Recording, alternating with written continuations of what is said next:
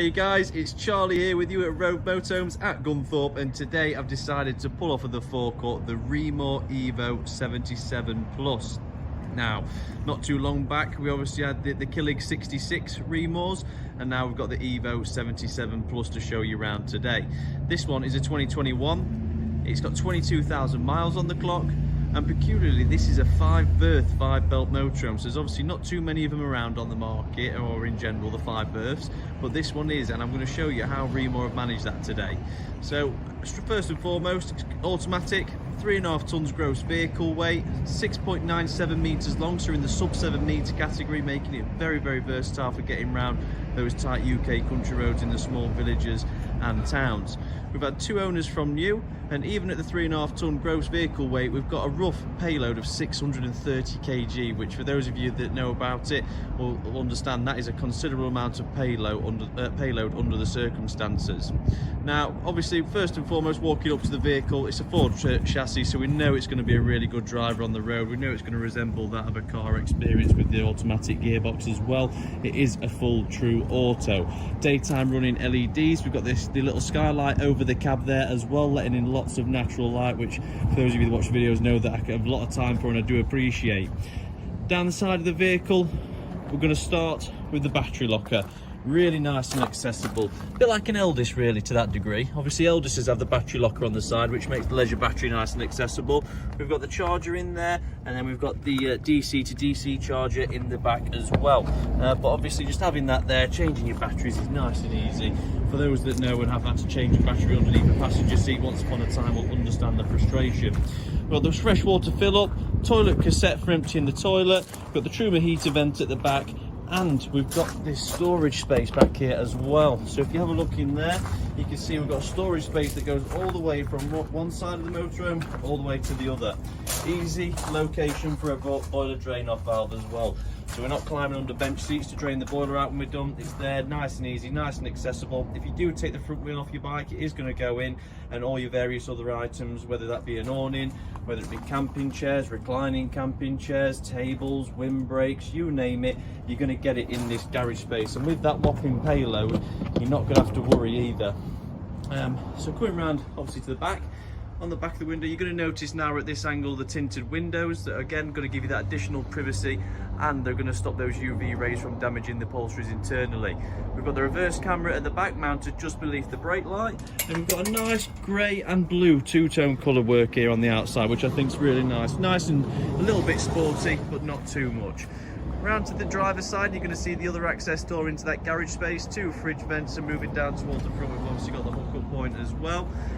As we walk down this side further, it is slightly widened habitation door, not the fully widened, but ever so slightly widened. And then we've got a gas locker down there that will fit 2 6-kilo gas bottles. But all in all, with that low line look to it, Ford cab, a very attractive vehicle, and I think the stickers and the decals are all really nice as well. They're in good condition, but I was referring more to the colour, shapes and how they've done them. Door bin on entry, and rather than just one recess step, we've got 2 to make that ease of accessibility. Got a door fly screen there, just to make sure we're getting no flies in the summer. And I'll bob my zoom on just so you guys can see that a little bit better, because as I enter into the motorhome, the first place that you come to is the front lounge. So we've got a single seat here. You could fit 2 people on it quite easily because it is quite wide, but one really comfy single seat. Double seat over to the left, and 2 cab swivel seats. There is also, well, you can see a ledge there. There is also a seat that goes along that wall, so you get a full L shape. This is how you'd have it if you was travelling. So that obviously you've got leg room for your 2 passengers, and actually just on this wall here, these 2 brackets are to hold a headrest similarly sized to that, well, probably a third of the size, 2/3 of the size, and you actually have a passenger seat just here that faces backwards. So that's where your 5 belts are. You've got 1 here that faces towards the rear, 2 that face forward, and then 2 in the cab.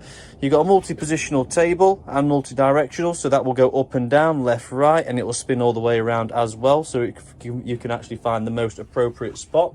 I've obviously got it set up like this today so we can show you the forward-facing seating arrangement and how you're going to travel in this vehicle. So plenty of leg room, plenty of space, everyone's got their own individual area, and the swivel seats finished in that nice light sort of leather seat covers. They do need retucking in, which obviously I'll get our lads to do. Into the cab then, so I'll just move the table across to help me get easier access into the cab. We've got the fully automatic gearbox, cruise control and limiter on the steering wheel. We've obviously got voice commands and radio adjustments that can be done here as well. Down to the right, we've got the electric windows and mirrors and all your light adjustments for your dipped beam, and obviously the brightness of the heads-up dials in the clocks. Radio's in the centre with DAB radio.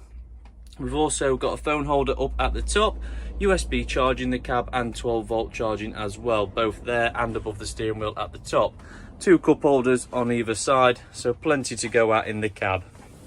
When we're looking just on this section here, we can see it's also got the heated mirrors, which is a huge bonus when you're setting off on them cold and frosty mornings. But with that little skylight over the top, it's just a lovely place to be, nice place to drive. Again, because it's on the Ford, the seats are lower, it's a bit more like a car driving position than it is sitting over the top of the engine like you do in the van style. So it is going to resemble that of what you know already quite well. You've got full cab curtains for privacy that go all the way around the cab, which obviously when we use in the evening times and want that privacy, that is very, very key. All windows have blackouts and fly screens to go with it, and the lighting in these vehicles, well, say these vehicles, the EVO 77 is very, very good. So we've got touch activated LEDs, which has got 1 touch and 2 touch. The first touch there illuminates the blue light, which we leave on at night time so we can see where the light fitting is, so then we can turn on the lights nice and easily. Underneath, you've got more touch activated LEDs there. On dimmers, you can go brighter and lower. And then you've obviously got your recess strips in the top as well. To function a lot of these, we've got the smart switching, updated light switching in the Rimors just there. So say you're going all the way around the motorhome, you've got 3 lighting circuits on there and 3 switches on there that will do all to save you a lot of time. As we're facing this direction, we'll move on into the kitchen, which you can see has got an absolute massive worktop, huge preparation space, nicely laid out, 3-ring gas hob on the left, nice decent basin unit on the right hand side with a hot and cold mixer tap. We've got a kitchen roll holder and we've got power here, along with the Truma iNet heating controls for the heating and hot water. I love the colour of the cupboard. It's got really nice cream cupboards in here with that curved unit on the end, really nice and laid out. The worktops are magnificent. We've even got soft closing drawers, so you've got your full cutlery drawer on the soft closing, and we've also got the locking unit there as well. So if I push that in all the way, lock that off, these drawers can't open while we're in transit. We've got a really deep drawer at the bottom with another recess down into that as well. And then just over to the left, this huge cupboard space that extends the full depth of the worktop. It's a really, really good kitchen. Above here, we've obviously got 2 deep cupboards. Just look at the hinges on those. They're not coming out of line in any time soon. But really deep cupboards up at the top, as you can see, which just adds to the storage that you're going to get with the vehicle. And underneath is just more of the LED touch lighting. So really nice and smart. It's providing a nice glow. It's finished in a warm white lighting, which obviously we all know is a nice comfortable, well, they don't call it warm white for no reason. It gives you a nice warm homely feeling when you're in the vehicle. And the kitchen doesn't end just here. We then move on to the 141 litre fridge with freezer box and fresh drawer down at the bottom. So really large fridge, so we're not having to stop so many times, which is obviously essential when you're carrying 5 people and obviously sleeping 5 people. You do need that extra bit of food storage. Above there, we've got a nice flat work surface. We've got the Max View TV aerial booster, and we've also got the carbon monoxide and smoke detector up there as well. As I pan round to the back, although very nice, I'm still not done with the kitchen just yet. But we've got the Thetford oven. So we do have an oven down here, gas ran, so we can cook some meals in the evening time. Above that, we've got a really, really large wardrobe with a big hanging rail up at the top. That was the headrest I was mentioning with the 2 sliders on there, which will simply slide into that position, and you will use the cushions that come with the lounge to make up that passenger seat. But the wardrobe being in the back, really big, nice and close to the rear bedroom area. So again, making life much easier for whoever's using the vehicle. And down at the bottom, we've got another large cupboard. Your fuse board is kept in here, your solar charge controller as well. So we're obviously nice and spacious. You can get shoes in here, we can get trousers, t-shirts, whatever it may be. We can get all them down at the bottom. Closing that up then, we will now focus on the end lounge, which is a really, really nice place to be. As you can see, nice warm LED lighting, Nice dark chocolate materials inside of here. It all looks really smart. Loads of windows so we can take in all the scenery and all the views. We've got deep cushions so we can really nestle into the corners of here and get seriously comfy.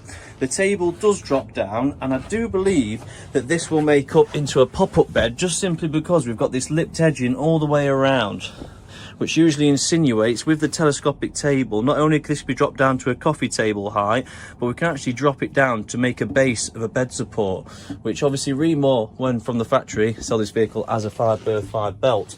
However, you've got electric drop down bed just here, which comes down just like that. We don't even have to touch the lounge space. Full double bed with 2 LED reading lights and a ladder. Goes up just as easy as well. If this makes up, you've got another double just there, so that's 4 already. In the front, the table's telescopic and will drop down also. And then in the front, we've got another drop down bed, which is more like a drop down, I'd probably say 3/4 double, so it is for 2 adults and will fit 2 adults. These are just the screens that you obviously can pin up that have been taken off for a bit of cleaning. They pin up to hide all the gummins either side.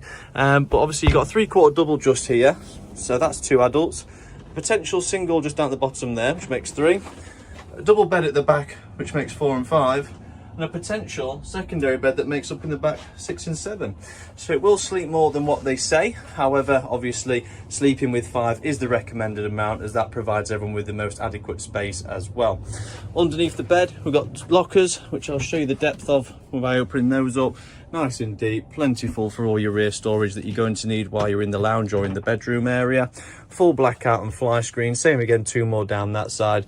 More touch activated LED lighting both on there, underneath the units, recessed into the units, and obviously over the top as well. So we're not short on LED lighting, which is always great. Moving on, we'll then come to the washroom. Beautiful. And the reason I'm going to say that is because you've got a fully separate shower cubicle. How they fit all this in under 7 meters is absolutely beyond me. Fully cassette swivel toilet. Great storage up at the top with a locker for all your shampoos and all your other bathroom bits. A nice little ledge around here you can put your toilet rolls on. And then we've got a fully separate shower cubicle with this nice concrete wall effect and a monsoon shower head to finish it off in the ceiling. So no chrome rails anywhere that are getting obviously chrome. When you have to have a shower, you take it away, you got to glass cleaner it down to make sure it's nice and shiny. But this is just the full monsoon shower head, no chrome shower rails, full LED lighting, backlit LED mirror as well. And then obviously we've also got this here. So this will turn on for your shower. This is your tap unit for the basin unit, and that's your shower controls over to that side just there, not to get too confused. We've got little shelves underneath the basin unit. If I open up the door a little bit, you'll see it better there. 2 shelves, and obviously with this board at the bottom is just there so when you can walk on it in your shoes and not damage the shower tray or get it mucky. Underneath there is a full width shower tray. So really, really nice, fully separate shower, perfect place to get yourself ready for the day. So you can have a shower, come in, plonk that wooden board in, then the floor's not wet either, so you can get straight in there and use this area to prepare yourself for the day ahead. Obviously fully translucent window in there just for that additional privacy. So we've got a fully separate shower cubicle, we've got 2 really luxurious big lounges, we've got 2 constant fixed beds that'll sleep 4 people, and obviously we've got adequate, well, more than adequate kitchen worktop space. Really nice cream curved units in the kitchen with a nice thick worktop. The larger of the fridges as well. We can still cook in the oven around the corner. Loads of wardrobe space, full storage across the back here underneath, all under 7 meters, all under 3.5 tons with that fully automatic gearbox. So all in all, very good ratings from me, guys. Now this one is obviously, like I said earlier, this is at the Rove Motorhomes Gunthorpe site. If you've got any questions, give us a call on 01158 223 157, or as you can see in the background, there's plenty more motorhomes to look around here, guys. So if you did just want to have a wander down and have free access to the forecourt and go in at as many motorhomes as you can, feel free to do so. You're more than welcome. But I'd like to thank you for watching the video, guys, and hopefully we'll be catching up with you soon.